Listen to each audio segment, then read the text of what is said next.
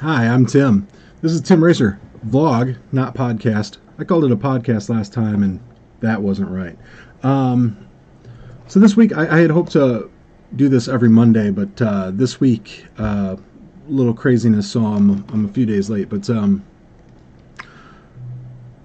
in the first kind of sit down and flap my jaws and talk about things that I don't know how many people actually care about. I kind of talked about how I got into sim racing, and today I'd like to talk about a specific part of simulation sports games, not just really racing. And in the background, you can see a timely event. I was actually at Singapore for my career mode in F1 2018, and the Singapore GP was this past weekend. So here I am driving simulated race cars and enjoying a career mode, and that's kind of what I want to talk about today. Is the sort of situation we find in sim racing, but even in other simulation games as well. The sort of death, I think, of the offline gameplay mode, and it sucks because for a lot of people, it's the main reason they play. I am a huge FIFA fan, and this year's edition of FIFA, the FIFA 19 edition, for if you don't play the online Ultimate Team, there's almost nothing new for you. They advertise the fact that they got the Champions League license now, so it's not just the Champions Cup, but really that's just a reskin. That's just some new graphics. And for the career mode, it's really just a roster update for $60 for the price of a AAA title. Unless you play Ultimate Team, for the price of a AAA title, all you're getting is a roster update and a reskin for some of the game. And there are some new stadiums, or a few new stadiums. Still no Celtic Park. How you can have a game without Celtic Park in it and say you're the ultimate, soccer, football game. Hey, I don't know, because it's regarded as one of the best atmospheres in Europe. But anyway, career mode's awesome. Like, it's really good. I remember, PS2, PS1 event days, when a new game would come out, my friends and I we'd spend hours playing against each other in career modes in college football and Madden. It's fantastic. It's great. It lets you be something that I'll never get to. I'll never be the head coach for the Michigan Wolverines. I'll never be the general manager of the Detroit Lions or the Red Wings or the Bruins in the NHL. And so when I hear the term sim racing, I then think, okay, you want me to feel like I'm driving this race car. And here's a word that if you're into sim racing at all, you'll hear 1,000 times. It's what sells $1,000 direct drive wheelbases. It's what sells Oculus Rifts and HTC Vives. The word is immersion. We buy these expensive wheels and we buy great graphics cards and triple monitor setups and virtual reality for the immersion. Immersion is fantastic. If you can lose yourself in a game and just forget what you got going on in your life and be somewhere else for a little while, it's such a great feeling. And for me, part of the appeal of career mode is that immersion, that ability to become something I'll never get to be. I'll never be, a professional racing car driver. That's fine. I'm 40 years old. It's not something that's ever going to happen for me. But I can have that experience a little bit. But why is the immersion limited to inside the cockpit on the track? Why is there not a sim racing game with a good offline career mode. And I opined this on Twitter about a month ago, and then the response I got was, I don't race to race against AI. I race for the competition against real people, and that's fine. It's awesome. I love iRacing, and that's all iRacing is. If you don't know, iRacing is an MMO style racing simulator. You only play against people online, though. I have read somewhere that they are implementing AI in iRacing at some point. I want to say I read that. I should have checked beforehand, but really, the reason I love career mode, and I think a lot of people love career mode, is because, or offline modes really, not everyone can dedicate an hour or two to sitting down online and not being able. You can't pause the game. You're online. Other people are playing. You can't just pause the game and step away. If you have, like I have, a chronic illness that at any time I may have to stop what I'm doing and, because I can't. I need a break. I also have kids. Kids need attention sometimes. So for me, I do get some online gameplay in, but it can't be all the time, and it really kind of stinks that there isn't another option insofar as sim racing goes. But offline it's very convenient, and I think it's being neglected. But I mean, I could be wrong. The community, the FIFA community especially, seems to be fed up with the lack of development for the offline game modes and the focus on the money-making online mode. Luckily, some of the sim racers don't fall into that category. Like Assetto Corsa's online gameplay, especially if you download sim racing systems, is fantastic. And most of the mods and most of the cars are free, so it's not a price gouge. iRacing is a bit of a price. Is it a price gouge? It's pricey, because before you own the tracks, you have to buy them, and each track is, I think, $15. Each new car is like $10. So when you level up your race license, you go up a level. You're going to have a new car to buy. You only have to buy it once, luckily. And then, but every time they go to a track you don't already own, that's $15, and it'll add up over time, which bothers me a little bit because iRacing also has a subscription model where you're paying per month to take part. But I really would like to see a return to career mode and offline gameplay modes in the future, because if you're selling yourself as a simulation, as a racing simulation like Assetto Corsa is, and even though some people don't think Project Cars 2 is, that's how they market themselves.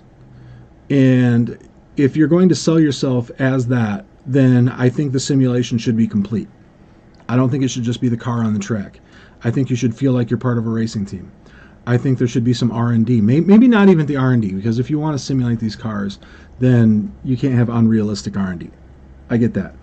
But there should be more to it, I think. Assetto Corsa is a great example, I think, because it is on track my favorite racing sim. It is the best on track experience in my opinion. And the career mode, the offline career mode, is terrible. It's just, you just play through a ladder. It's like Forza 7's career mode with even less polish. Like, at least Forza 7 gives you some cutscenes, tries to make a story out of it, even though really it's just a ladder. You start with bad cars, finish with great cars, and grind your way through that. It's really it. You don't ever really feel like you're a part of anything. You don't really ever feel immersed in a championship fight or anything. At least I didn't, playing through the Forza 7 career or playing through the Assetto Corsa career mode. Where Assetto Corsa does it right, though, is Assetto Corsa has a custom championship mode which is pretty fantastic because you can set up a championship, set up all the rules, set up all the points. You can rename all the drivers, which can be fun, and that can help in Immersion too because you can put your friends in there. You can, put fantasy drivers in there. You can add whoever you want and make the experience whatever you want it to be on track. You don't, again, there's no real team feel to it, but you can do those things. Project Cars 2 has a little bit of a career mode. It has a lot of career mode content, but it does not have. You don't feel like you're a part. Like when if you haven't seen it, it's what hooked me in the game. Like I saw the career mode ladder system, and you start with tiers. The last 3 tiers being locked, so you have to earn your way into them. And there's different racing disciplines, Formula, open wheel cars, GT cars, endurance, prototypes, and you just you can pick what series you go in. You race the series, and if you finish, I think in the top 3, you unlock the next tier, and you don't have to stay in that discipline. Like you can start in tier 3 for open wheel, win it, open up tier 4, and then switch to GT3 cars if you want, which is pretty great. But where it falls a little short for me is the fact that it's really just window dressing for the exact same type of career mode that you get in like Forza 7 or really a little bit expanded version of what you get in Assetto Corsa. You don't feel like you're part of the team. You're not in danger of being fired from the team if you perform badly. And there's just I don't know, you don't feel like you're there. And I don't know what the answer to that is, except for maybe having some consequence to doing poorly and maybe a little bit more of a reward doing well. I don't know. One game that I think does it right and has been improving on it over the last couple of years is Codemasters F1 series. F1 2018's career so far I've had a lot of fun with. I feel like because they have the agent who checks in with you, the R&D people are there, and they've done enough with that side of the game to where you feel like you're part of the team. You feel immersed. If you're doing badly, the pressure starts to build, and people are saying, "Hey, this is not how it works. This is," and you can get fired.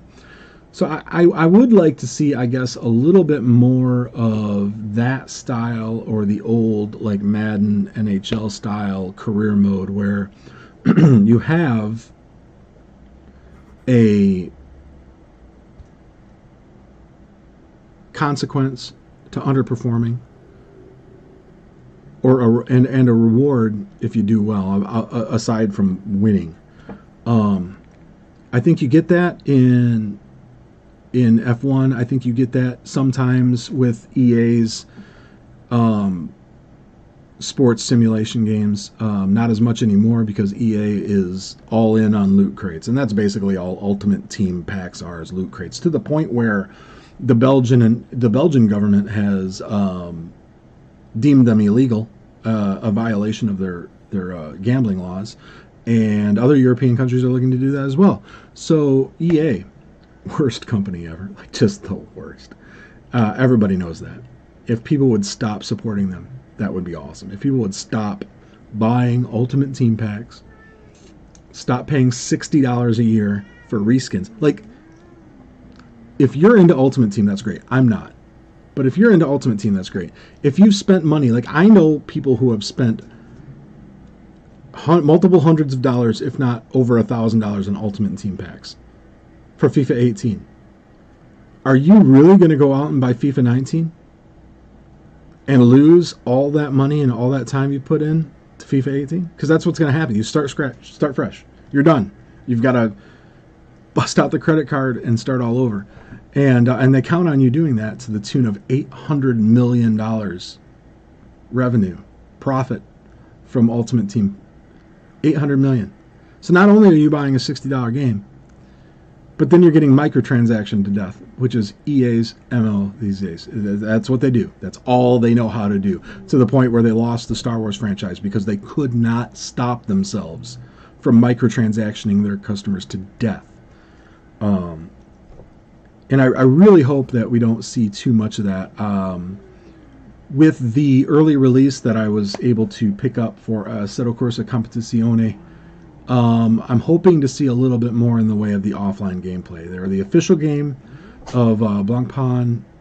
I really don't know how to pronounce it, but they're the official game of that series. Their features list has not. They haven't released this tier yet, but in their features list, it says there's a career mode. Bet your butt I'm going to be giving it a try and talking about what I think about it, because I really hope it's more than just. I don't see how it could be like the Assetto Corsa career mode, because ACC is not an all-encompassing racing simulator. It is GT3 cars. So I don't think it can really be a tiered, just kind of ladder progression system. I think it's got to be a little bit more. Hopefully it's a little bit more down the line of Cody's F1 series. And maybe they can even do a few things differently. I don't know. We'll see. Coming up, I'm going to be starting to load up some actual gameplay to the channel. This week, I will be starting my F1 2018 career mode playthrough on. I haven't yet decided which team I'm going to do. Obviously, this recording, I'm doing the McLaren, but I'm not going to. I may do McLaren. I like the car and I like the progression of it, but I'm not sure yet. I may do Williams as well, but everyone who does a career mode on F1 games, the big guys usually always start with one of the worst teams and then build it up. I don't want to do what everyone else does. I'm almost thinking I might start with Ferrari, take Raikkonen's seat in Ferrari, and there's 10 seasons you can play. I wonder how many championships I can win. I'll set the difficulty to what I'm comfortable with, which is about 90. This is 99 difficulty right now, so I'm not quite to the all-star level of like Ben Daly, who plays on 110 and just rocks it. I can't quite do that. I'm not there, but I'm pretty decent. So 110 or 99, I think, and jump in the Ferrari and just see how many championships I can win, or maybe pick a faster midfield team like a Force India, where really they have a great engine. They just need some tweaks to the chassis and upgrade. But look for that. Hopefully, starting next week. I want to do totally ding my wing right there too. That sucks. Did you see that? It went wide and ding my wing. But yeah. So Monday, I hope to have the first episode of that out. It will be 50% races. It will be live reaction and commentary. And I'm going to just upload the entire recording of the race. It won't be edited at all. There won't be there won't be any. It'll just be the race. So some of it might be a little boring, because sometimes these races get a little stale. But we'll see. We'll see how it goes. Another game I am totally going to be diving into is the Assetto Corsa. I have an idea for a custom championship I want to do. It might be pretty fun. I'm hoping to start that next week as well. And for the more for the less serious simulation side of things, I am going to do a full playthrough of Forza Horizon 3, a game I've just kind of dabbled with. I haven't really played a lot of. So I've gone ahead and I've reset my save. So I'll be starting completely fresh, and I want to do a 100% playthrough of Horizon 3, because Horizon 4 comes out early October, which is just a couple weeks away. So leading up to the release of Horizon 4, I'm going to do a full playthrough on Twitch of Horizon 3. So those videos on Twitch I'll break up into 30-minute episodes as well, and upload them to the YouTube channel. So either way, if you want to see them, sweet. Anyway, I've been Tim. These have been my thoughts on offline play. I don't hate online play. I love it. I really do. But I really think that that you can have both. You can have a great online environment and some great offline content. I think you can do both. Anyway, thanks for watching. See you next week.